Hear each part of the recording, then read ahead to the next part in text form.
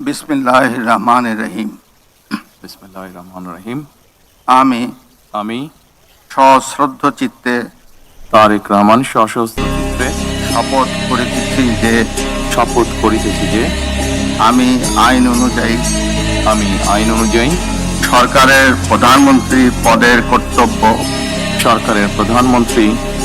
কর্তব্য বিশ্বস্ততার সহিত পালন করিব।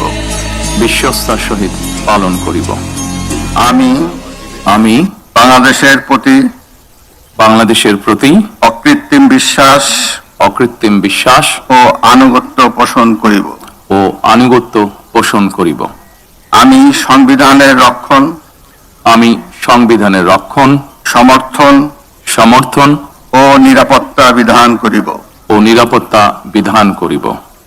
আমি ভীতি বা অনুগ্রহ অনুরাগ বা বিরাগের বশবর্তী না হইয়া সকলের প্রতি আইন অনুযায়ী যথাবিহিত আচরণ করিব। ধন্যবাদ। মাননীয় প্রধানমন্ত্রীকে পদের শপথ ও গোপনীয়তার শপথ স্বাক্ষর করার জন্য এবং স্বাক্ষর শেষে নির্ধারিত আসন গ্রহণ করার জন্য বিনীত অনুরোধ জানাচ্ছি।